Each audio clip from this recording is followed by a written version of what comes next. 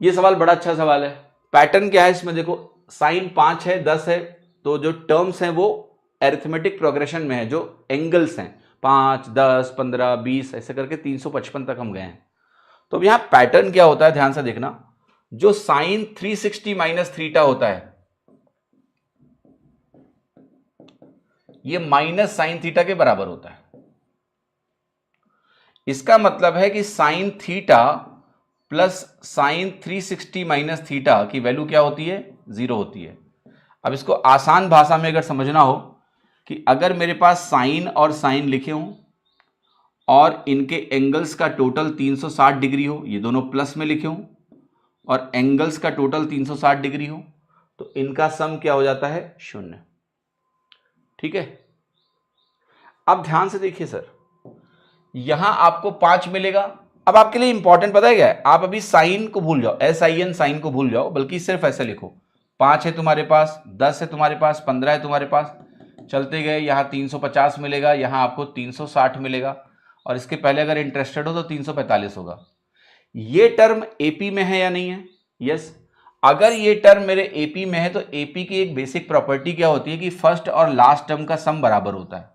तो जब आप ऐसे कंबाइन करते जाओगे ना तो आपको ये टर्म क्या होंगे, इक्वल मिलते जाएंगे मिलते जाएंगे मिलते जाएंगे।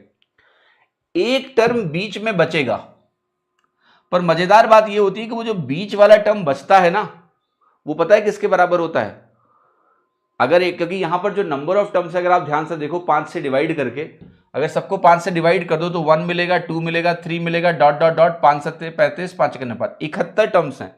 तो अगर 71 टर्म है, 71 टर्म्स हैं, तो जाहिर सी बात है अगर मैं पेयर बनाऊंगा तो एक प्राउड सिंगल बचेगा, उसका जोड़ा नहीं होगा, अकेला होगा वो। और वो कौन सा होगा, आप 35 टर्म छोड़ दो लेफ्ट से राइट से, 36वां टर्म ऐसा होगा।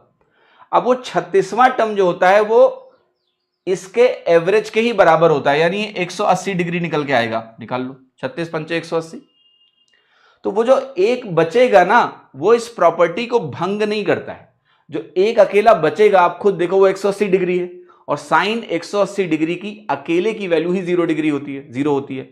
तो ये दो दो मिलके 0 बना रहे हैं, ये दो दो मिलके बर्बाद हो रहे हैं, वो अकेला ही बर्बाद है, साइन 180 0 के बराबर, तो एवरेज को डिस्टर्ब नहीं करता है। इसलिए ऐसे प्रश्नों में आप बहुत आसानी से उत्तर लगा सकते हैं कि भाई इन दोनों का मैंने देख लिया, अगर ये सम 0 बन रहा है और AP अगर मेंटेन है तो आंसर आपका 0 ही है, राइट।